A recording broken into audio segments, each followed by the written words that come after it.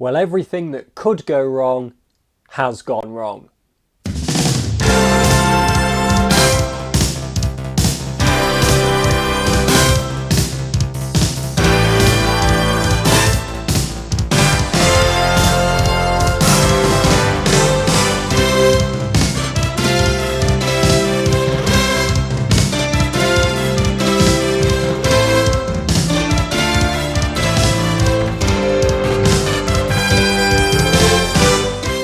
Yes, hello and welcome to this week's episode of the Women's Football Chat. My name is Chris Gadsby. I'm here every Thursday at 6 p.m. bringing you the very latest from the third and fourth tiers of women's football here in England. That's the FA Women's National League and the 72 teams within it. And, well, it's not been the greatest of days here at Women's Football Chat Towers. To cut a very long story short, I had to reset my laptop.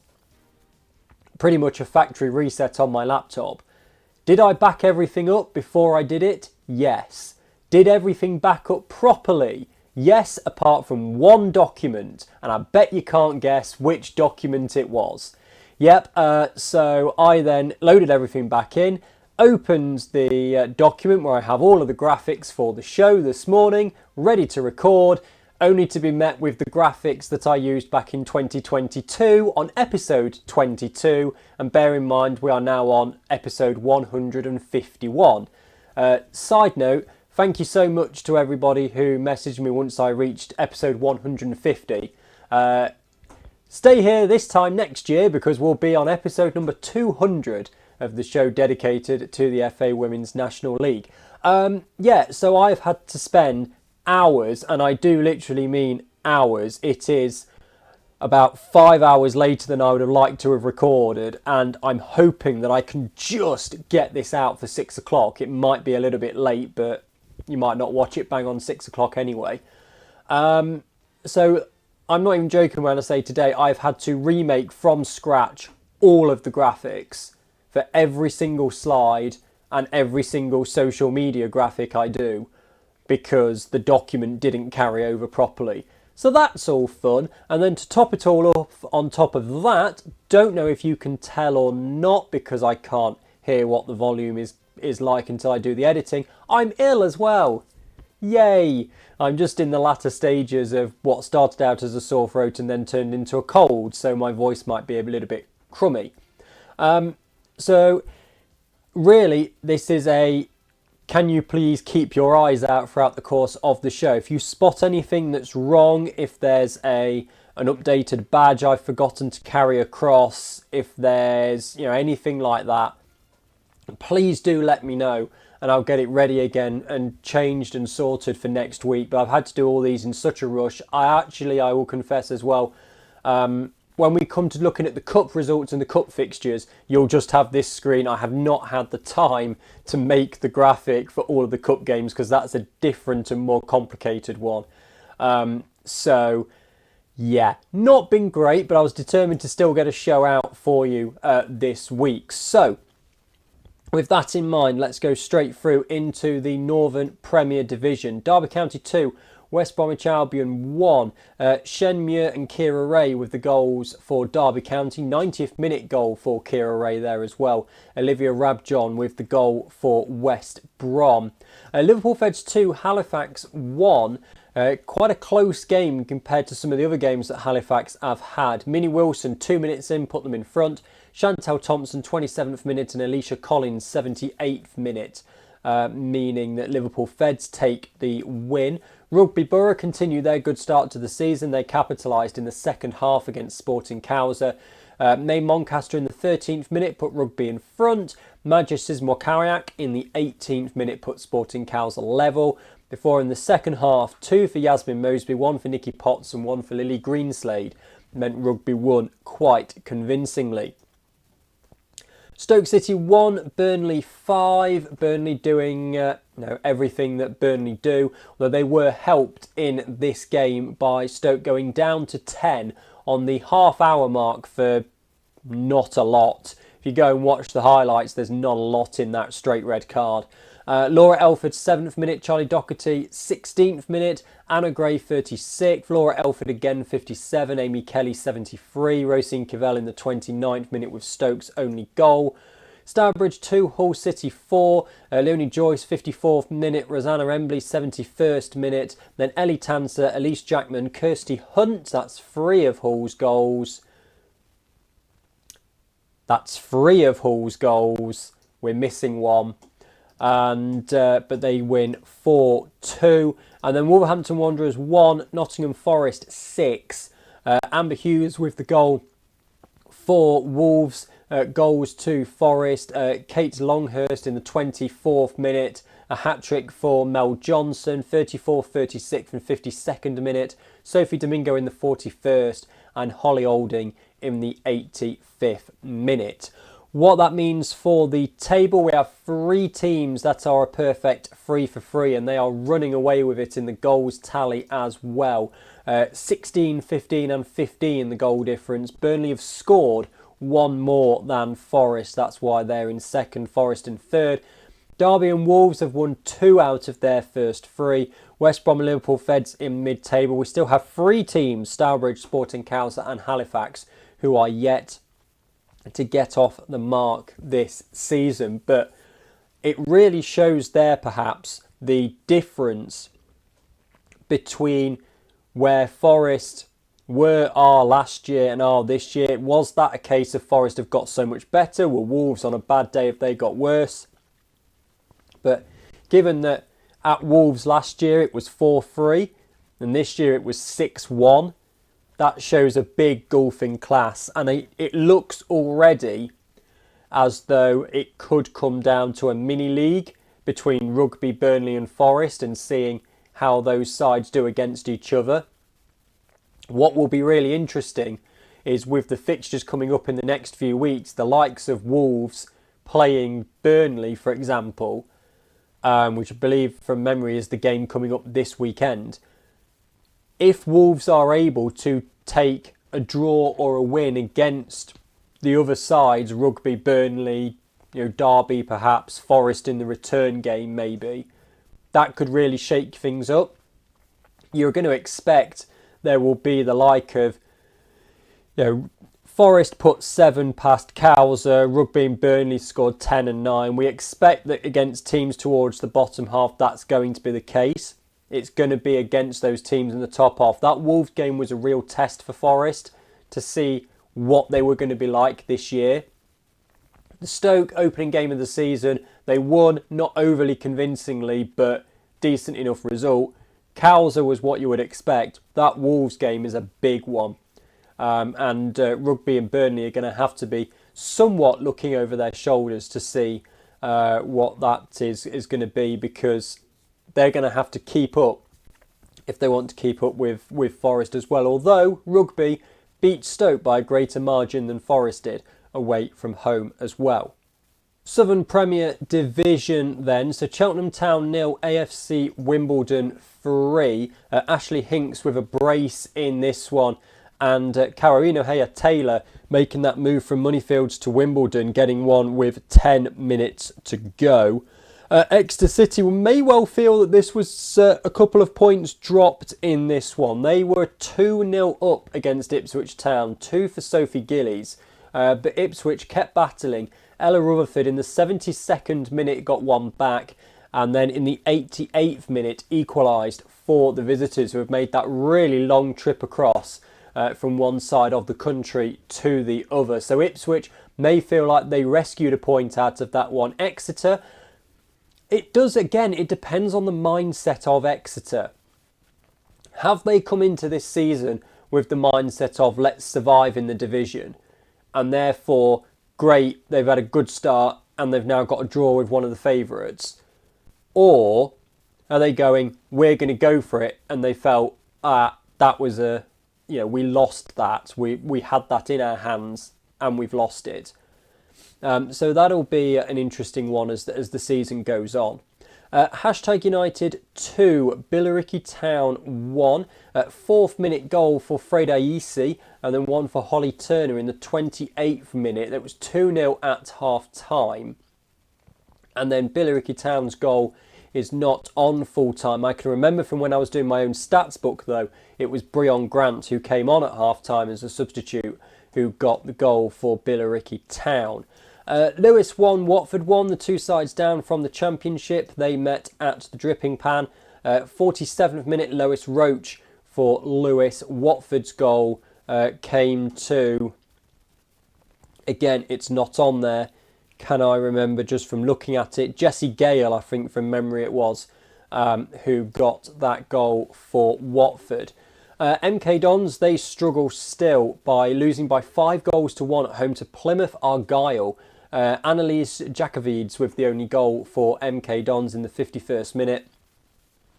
Charlotte Whitmore with 2 for Plymouth. Taya Pomfret, Lulu Jarvis and Catherine Dixon all with 1. And Oxford United 4, Gwalior United 0. Gwalior really not having a good start to the season. They came into it with so much hope with the new sponsors, the new investors and all the rest of it, and it's just not transpired for them so far this season. 3 goals in 6 minutes for Oxford. Nicola Gibson, Zoe Creaney and Phoebe Poole in the 40th, the 42nd and the 45+1.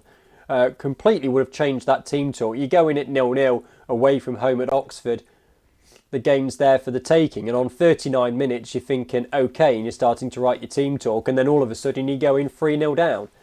Zoe Barrett with the other goal for Oxford in the 86th minute.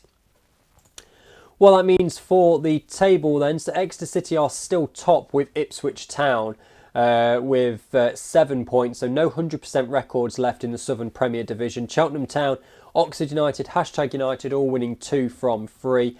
AFC Wimbledon and Watford in mid-table, and now it's only MK Dons who are yet to get off the mark in the Southern Premier Division, and you sense, given that that was Plymouth's first win of the season as well, that things could get very, very difficult for Milton Keynes Dons over the course of this season. It doesn't strike me as a season that's going to fill them with a lot of confidence or bring them a lot of success. Lewis down in the relegation zone as well, not where they would want to be, of course. And after coming down from the Championship, the last thing they want to do is free fall all the way down the pyramid. So Southern Premier Division looks like that. Moving then into Tier 4. And we will go into Division 1 Midlands. Barnsley Women's 1, Peterborough United 2. Late goals in this one to Peterborough United. Jodie McAllister had put Barnsley Women's in front in the first half, and they held on to that right the way through until 10 minutes to go when Katie Middleton equalised for Peterborough. But then Frankie Pym in the 92nd minute put Peterborough in front, and they held on to take all 3 points. Bournemouth St Michael's against Northampton Town, a 3-1 victory for the visitors.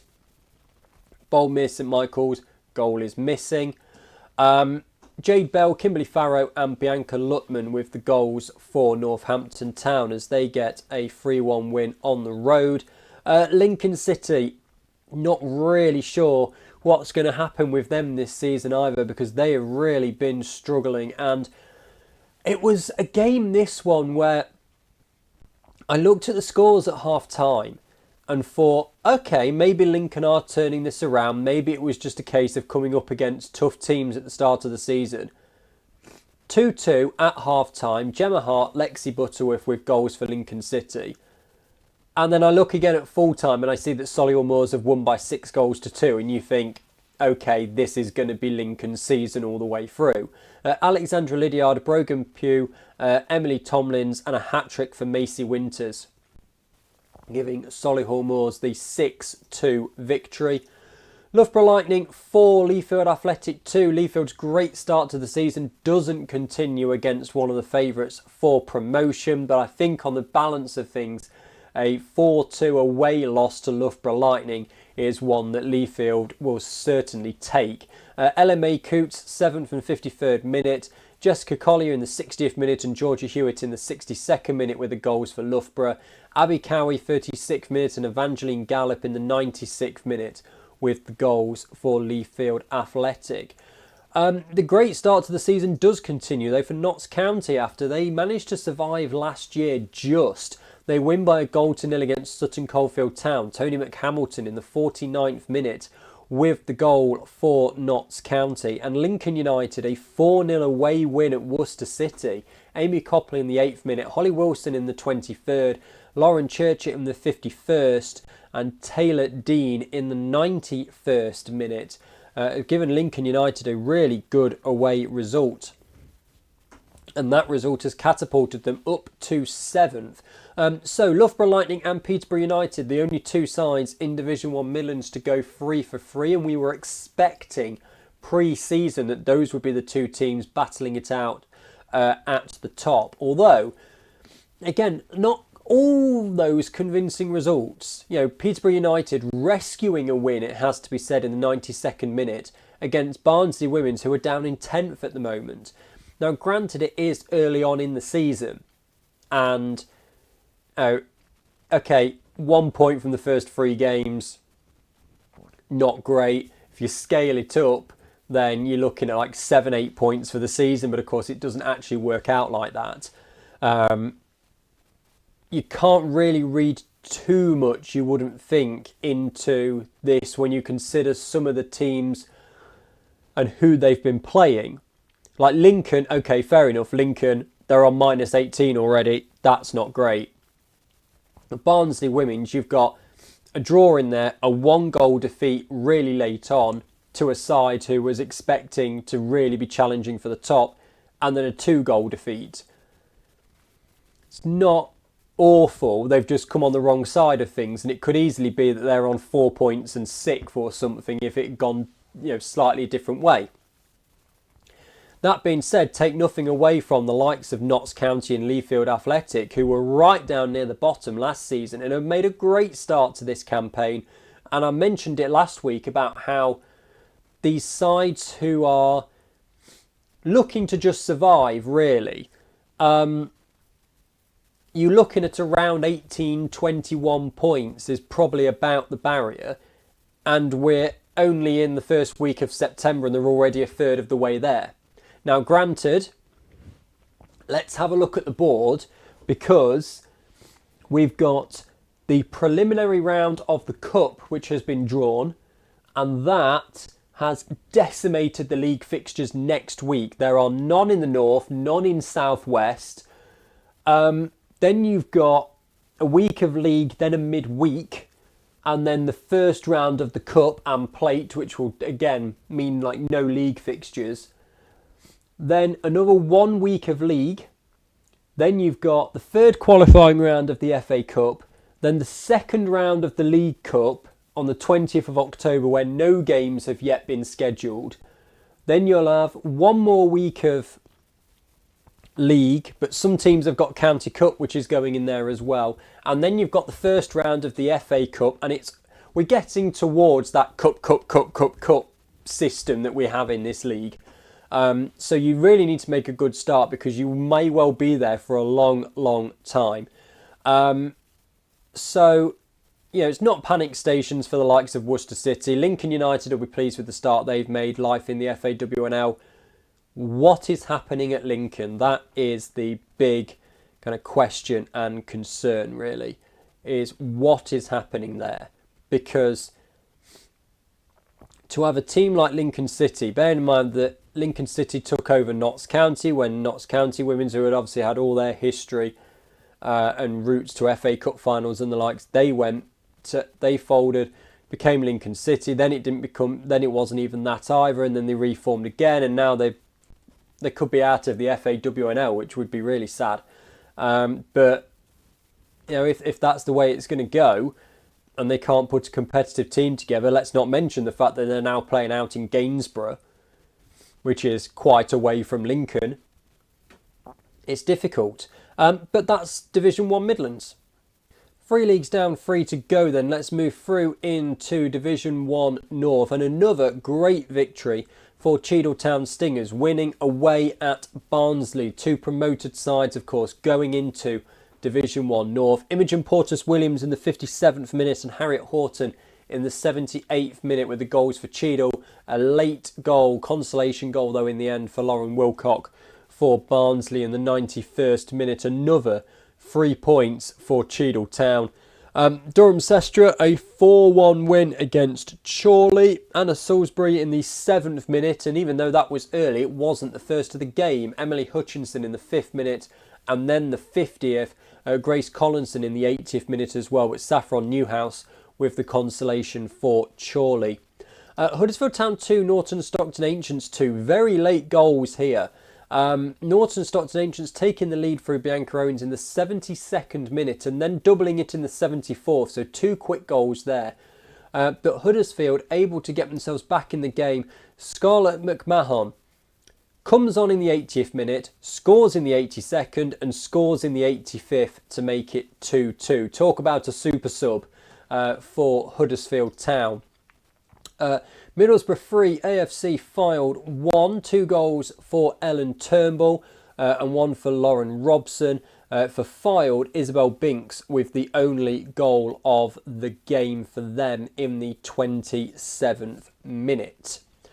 Stockport County 2, Leeds United 2.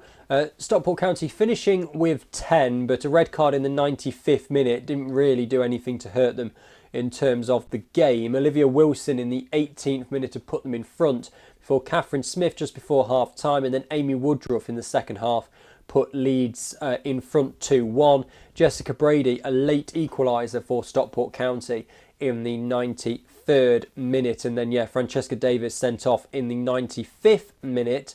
And Doncaster Rovers Bells pick up a win. Jasmine Saxton 53rd minute, Jessica Tugby Andrew 88th minute, beating York City by 2-1. Katie Astle with the only goal for York City. It means that Doncaster Rovers Bells move themselves out of the relegation zone. So no 100% records in Division 1 North either. Durham Sestra, Huddersfield Town and Middlesbrough though all still remain unbeaten. Cheadle Town Stingers, the team that you'll remember from the summer, have absolutely no business playing the likes of Middlesbrough and Leeds United, find themselves 4th in the Division 1 North table.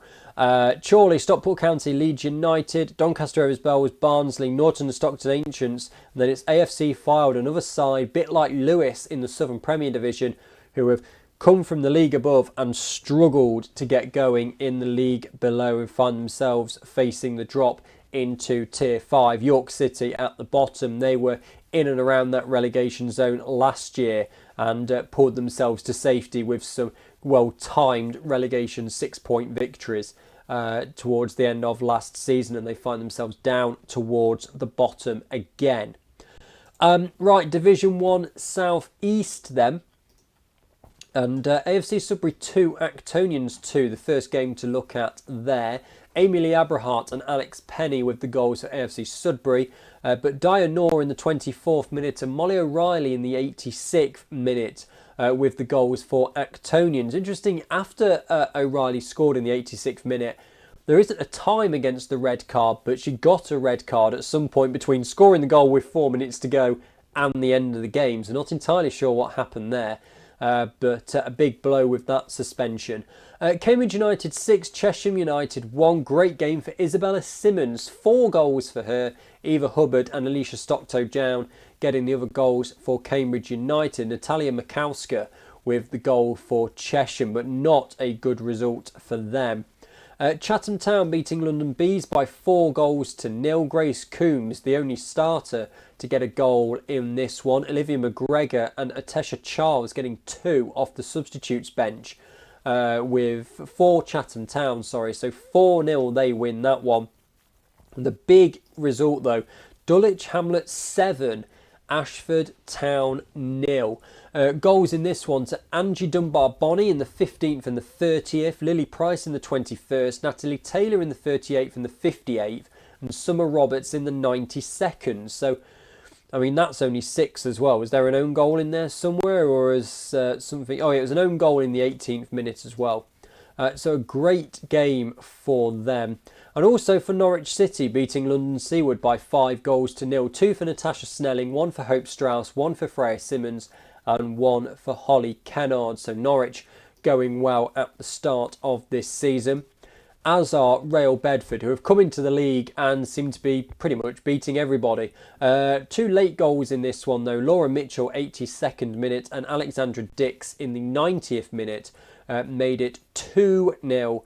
And Real Bedford are second on goal difference now. The goal difference has swung in Norwich's favour, but those two sides remain with their 100% record, and Actonians are in third, who are unbeaten but are not on their 100% record. Dulwich Hamlet, they will be equally happy with the start they have made to the campaign, beating Ashford Town. They beat London Seaward in the Cup. We will get on to that later. They also beat London Seaward in the league. In fact, the only game that they lost was on the opening day of the season, and it was to Norwich City, who you would expect them to lose to, with Norwich City being the favourites for promotion into the Southern Premier Division. Down towards the bottom, Ashford Town, the only team yet to get off the mark this season. Their goal difference of -12 is, of course, significantly increased because of that 7-0 victory to Dulwich Hamlet we've just spoken about. London Bees in 11th, Queen's Park Rangers in 10th, and London Seaward in 9th. QPR not having the greatest start to the season, not quite where you would expect them to be, but London Seaward, Chesham United, these were all sides who were kind of in and around the bottom half of the table last year. So it seems as though they're kind of doing the same sort of thing this time around. Right, Division 1 South West, this is where it's going to start to get very interesting. And the reason it's going to start to get very interesting is because this is where I differ from the league. So we'll start with what we know, and then we'll move on to what's contentious. So, Abingdon 1, Bristol Rovers 4. Bristol Rovers winning this convincingly, 2-0 up at half-time. Megan Jarvis in the 16th minute and Daisy Ackerman in the 45th. Abingdon then get one back early in the second half through Olivia Smith in the 52nd minute. But then Nia Rees in the 57th and Jarvis again in the 67th made it quite a comfortable win for Bristol Rovers at 4-1. And Swindon Town with a convincing win at 4-0. Katie Sherwood in the 23rd minute, then a few late on. Sahara Osborne Rickett 66th, Billy Haynes 79th and Tori St Clair in the 93rd minute. Maidenhead United beating Bournemouth Sports by 2-1. Late winner here. Macy Nikia Walters in the 14th minute. Rosie Eden in the 43rd equalised for Bournemouth Sports. And then Katie Ackerman, 88th minute, put Maidenhead in front and they take all 3 points. So plenty there for Bournemouth Sports to kind of be enthused about. Again, we'll get on to the terrific cup games, but Moneyfields 1, AFC Bournemouth 2. Bournemouth avenging the result in the week. Shannon Aubrey had put Moneyfields in front in the 2nd minute, and it needed Bournemouth to score late. Ellie Stripple in the 86th minute, Lucy Cooper in the 92nd minute, giving Bournemouth the win in the end. But Moneyfields nearly beating Bournemouth twice in a week, and that will put them full of confidence really, because last year Bournemouth was so untouchable, and it seems that this year, yes, they have been winning their games. They beat Worthing by 2-1, and they beat Moneyfields by the same scoreline now. But it's not as runaway convincing as it was last year when they were going toe-to-toe with Exeter. And that will infuse the likes of Moneyfields, the likes of Swindon, the likes of Worthing as well. Because they will feel if they can just keep picking up the results, that Bournemouth might slip up along the way. Now, Keynsham Town against Southampton Women. Keynsham Town were 5-0 up at half-time in this game. But the game was abandoned on 82 minutes because of thunder and lightning. Now, the league rules and the precedents set by the league kind of say this game has to be played in its entirety. What I'm surprised at is all the information has gone into full time as if that game stands, but really it shouldn't, because how can you possibly, if it comes down to at the end of the year, Southampton women go down with a level goal difference and it's just on goals scored, you don't know that in those remaining 8 minutes plus stoppage time, they wouldn't have got 1, 2, 3 goals. Yes, okay, they wouldn't have got 5 and won the game, but goal difference could be important. So I would be very surprised if that stands. I suspect that that game will be ordered to be replayed. So I would say ignore the 5-0 now. I'm putting it down as abandoned. If a decision doesn't come out later today, I will ask. We have our first manager of the month meeting tomorrow, and I will ask the FA then what's happening with that game. So if we look then at the Southwest table, again, this one differs from the one on the FAWNL on full time, because I have taken out the Keynsham game against Southampton because I doubt it is going to stand. So if you go on full time, Keynsham are in 4th place because a 5-0 win puts them on 4 points and on a goal difference of 3. I have them down in 9th because they don't have that win. So again, mine differs. If you want to believe theirs, but this is what I'm going with. So Southampton women's still yet to play because they were delayed in starting the season and then it got abandoned with Thunder and Lightning. So it's Worthing that are at the bottom, but they've only played one because their game against Portishead Town, that was postponed due to at 2 o'clock in the afternoon, they then all of a sudden didn't have the venue. This would have been on, was this Friday or Saturday? And they said they're going to try and find a new venue. And then at 8 o'clock, the game got postponed because they couldn't find a new venue. So they've only played one. Southampton women's yet to play. But it is causing just complete and utter havoc. I mean, again, as I said as well, with the cup games not taking place, with the cup games taking place, we already have 1, 2, 3, 4, 5, 6, 7, 8. We've got 8 games in Division 1 Southwest that need to be scheduled in. So, yeah, it's already a nightmare in this division. But Bournemouth and Wimbledon are 3 for 3 at the top. Moneyfields are behind them just by a single game. And there's already a bit of a gap. Bristol Rovers, they'll be pleased with their start after that big win over Abingdon. They are one of 4 teams on 3 points. Portishead Town with a couple of draws to start their season as well. So that covers it for the results from the past 7 days, apart from in the Cup. And as I said, I apologise that I did not have time to create a Cup graphic, so you're just going to have to deal with a bigger mugshot of me. So, FAWNL Cup, we covered a lot of them last week. There were 13 games to go through that happened last Thursday. Rugby Borough beating Leafhead Athletic by 7 goals to 0. Lily Greenslade in the 18th minute, and then 2 each for May Moncaster, Lucy Wood and Carisha Itten.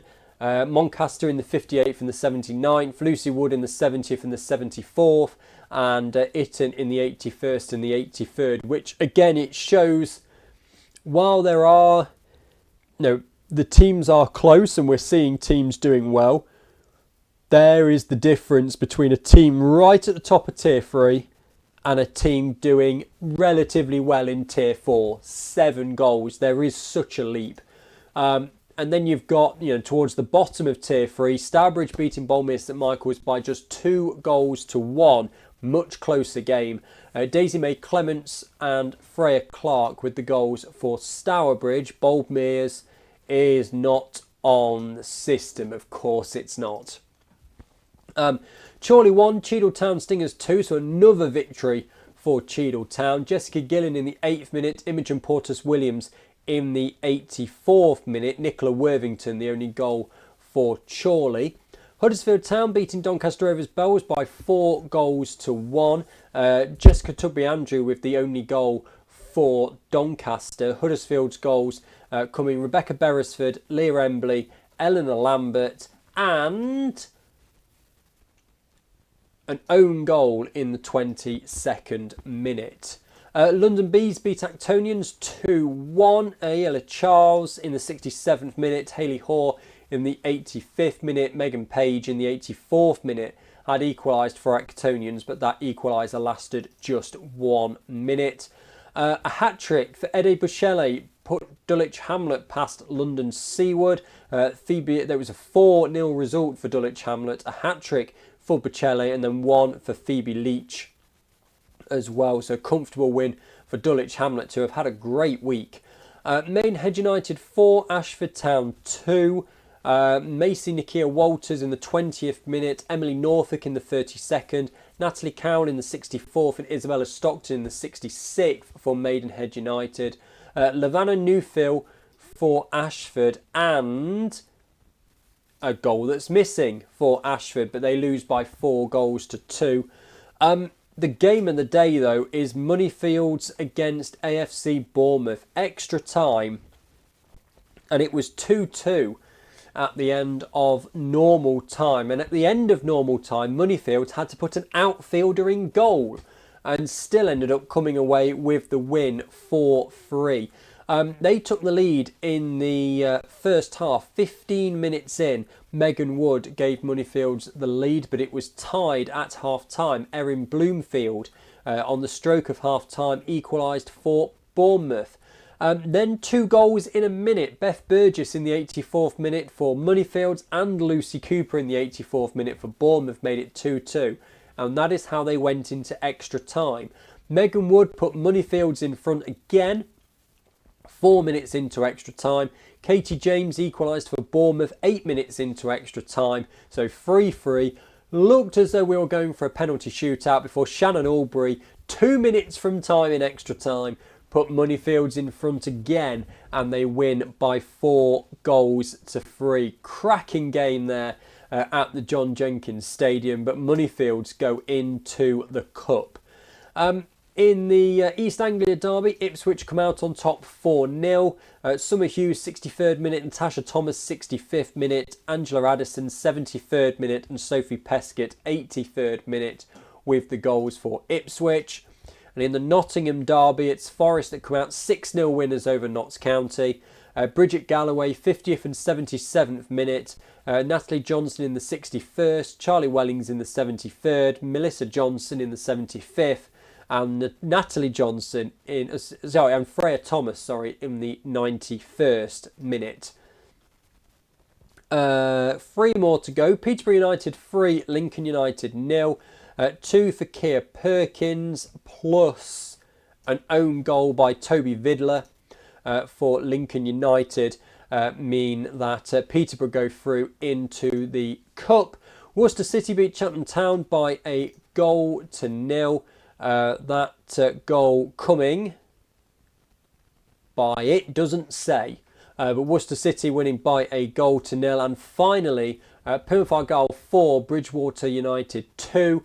Panagotia Papaionou with the goal for Plymouth in the 10th minute. Apologies, I'm no doubt I completely butchered that. And Georgia Wilson in the 61st, Ellie Sara in the 63rd and the 68th for Plymouth. So a lot of scoring done. 3 goals in 7 minutes for Plymouth. Bridgewater United, Bethany Everson and Faith Bedford with the goals for Bridgewater. And that covers Thursday's Cup games. So while we are talking Cup, let's talk about the games coming up. There are 2 tonight, just to round up who's in the Cup and who's in the plate. Chesham United against Watford at 7:45 and Southampton Women's against Bournemouth Sports at 8 o'clock. Let's move through then and look at the league fixtures coming up this weekend. Full programme again. That's one thing that we have really noticed so far this season, is that we are getting 6 games in each division every week. Well, that's the plan, at least, if you ignore South West. And that is great. We don't want to see, and no doubt we will still get it, but we really want to try and avoid having teams having played 14 and other teams having played 8. So, big game in the Northern Premier Division this weekend is Burnley against Wolverhampton Wanderers. Again, how will Wolves bounce back from that big defeat to Forest? Will Burnley put a similar scoreline past them that Forest did? Because that, I think, may go some way to helping us see exactly kind of where teams are. Similar situation, bottom left there, Rugby Borough against Stoke. Forest went away to Stoke and won. What kind of scoreline will Rugby do at home to Stoke? And that might, again, help us see a bit about where these teams are. Not obviously until they play each other, we're not going to truly know, but it might just help a little bit understand where these teams are. Halifax, bottom of the table at home to 4th place Derby County. Hull City against Liverpool Feds is 9th against 7th. Forest take on Stourbridge. Now, they scored 7 past them on the opening day. This is at home as well. On the opening day of last season. And this one, of course, being at the City Ground. It was 7-0 on the opening day of the season. Then in the return fixture, it was only 2-0. But we'll see what happens there this weekend. And then finally, West Bromwich Albion against Sporting Cowser is 6th against 11th. So could be difficult for Stourbridge, who have got to go to Forest. Sporting Cowser have got to go to West Brom. Yeah, okay. And Halifax, who are hosting Derby, might see that those teams struggle to get off the mark yet again. If we go through into the Southern Premier Division, games are, interesting for this season. For this weekend. Wimbledon against Oxford United are two teams that have started okay, but will be looking to get 3 points and try to get up near the top. Billericay against Cheltenham Town, similar situation. Gwalior United against Exeter City, relatively local game that one, but Gwalior down in 10th, Exeter City obviously top of the table at the moment. Ipswich against Lewis, again kind of a top versus bottom early days clash. Plymouth Argyle against #United, couple of mid-ish table teams. And Watford against Milton Keynes Dons, kind of mid-table against bottom. So not the huge games that we've got in the Northern Premier Division between like huge teams, but important fixtures. These are the ones that you've got to go in without the complacency and really just make sure that you get the job done, because what you don't want is to trip up on a banana skin in September that ends up costing you in April.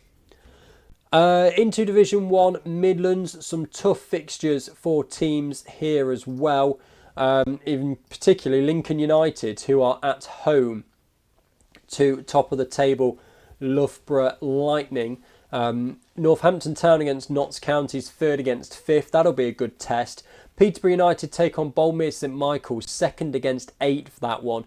Sutton Coldfield Town 9th against Lincoln City in 12th. The sort of game that where if Lincoln City aren't on form, they've lost to Loughborough, Peterborough, Solihull Moors, teams in the top half, albeit early days. If you're losing to another team that struggled to get going this season, not only does that A, knock your confidence, and B, make your task harder, but if all of a sudden Sutton Coldfield Town put themselves 6 points clear of you, you've got to get 2 wins to catch them up. It does make it all the more daunting, and the more these weeks go on and the more teams start to pull away from you, the more difficult it's going to get. Leaford Athletic against Worcester City. Great opportunity for Leaford Athletic to get yet more points on the board. Worcester City yet to get off the mark. Solihull Moors against Barnsley Women's, 6th against 10th. Again, really kind of kick-starting the season, the opportunity for both of those there. Solihull Moors with the win last weekend. They will look to build on that, get a couple of wins in a row, really start to accumulate some points. In the north, big game of the day in the north, really, is Durham Sestra away to Cheadletown Stingers. That is 1st against 4th. Cheadletown, if they win that game, could go top of Division 1 North. AFC Fylde against Stockport County is 11th against 6th. We've spoken about that Cheadletown game already. Chorley against Huddersfield Town, that is 5th against 2nd. Doncaster Rovers Bells against Barnsley, 8th against 9th. Leeds United against Middlesbrough is 7th against 3rd. And Norton and Stockton Ancients against York City, 10th against 12th. Doesn't feel like that's like a relegation 6-pointer already. It's the first week of September. But I suppose in kind of a similar situation to Lincoln in the Midlands, Norton get the win from that. Makes it more difficult for York because they've then got to go and get 2 wins just to catch them up. So it's a bit more daunting if Norton do take away all 3 points from that.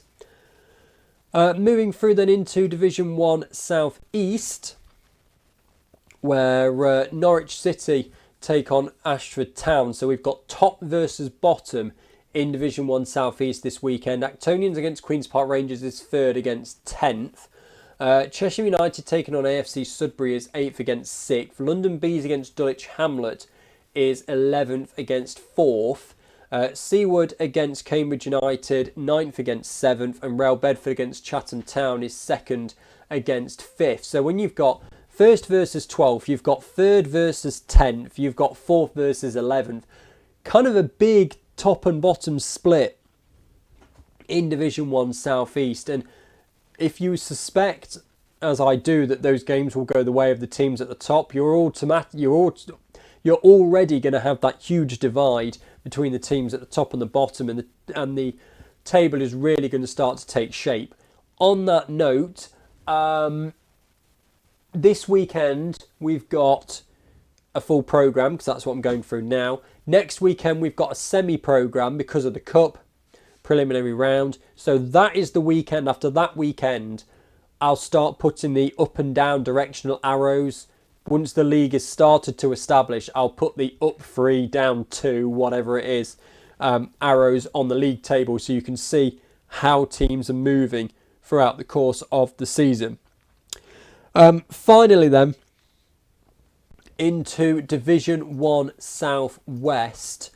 Appreciate we're on a very long programme here.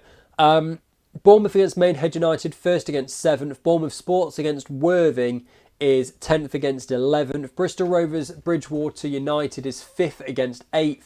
Keynsham Town Moneyfields 4th against 3rd. Portishead against Abingdon United 9th against 6th. And Swindon Town against Southampton Women's is 2nd against 11th. So big game down to the bottom. Bournemouth Sports against Worthing 10th against 12th. Swindon 2nd against 11th. You would expect Swindon to do something there. Bournemouth against Maidenhead, you'd probably expect them to win. Moneyfields against Keynsham, again, you'd probably expect Moneyfields to win. So it could well be, I think if I look at it, you've got Bournemouth at top, and they're playing Maidenhead, who are 6th. But other than that, it's all top half versus bottom half. So again, like South East, we might see that big split in the Division 1 South East table. But that'll about do it for this week's episode of the Women's Football Chat. Thank you so much for bearing with me over the course of this programme, which has, as I said, not gone to plan really today for me. But all things should be, fingers crossed, back to normal for next week's programme. At the very least, I hope to have shifted this cold, which I think I am already in the tail end of it. I even feel better now than I did when I got up this morning. So hopefully that goes away pretty quickly. And next Thursday, 6 o'clock, we will be looking ahead to that. What will be next Thursday? What's that? The 12th? Yeah, 12th. We will be looking ahead then to the preliminary rounds of the Cup and the Plate. The draw has been made. And then the draw that got sent to the clubs ended up not quite being the draw that happened because there was an error somewhere, and much like the league, everything's got very messy. You will note, of course, if you follow the league on social media, there were no tables put out last week because 2 weeks ago they made such a mistake of it that they've just not done it this week. And in fact, I think, and I don't want to jump the gun, but I think last week I might have been, certainly what I saw, the first place to put tables out, and even I did that on Monday. But yeah, not great from the league's point of view, and I still would love to be the league media manager and just sort it all. Anyway, that'll do it for this week's episode of the Women's Football Chat. Be back next Thursday at 6 p.m. Thank you very much for watching and or listening. Please feel free to like and subscribe so that you never miss a show. And I'll be back with you next Thursday evening. Goodbye.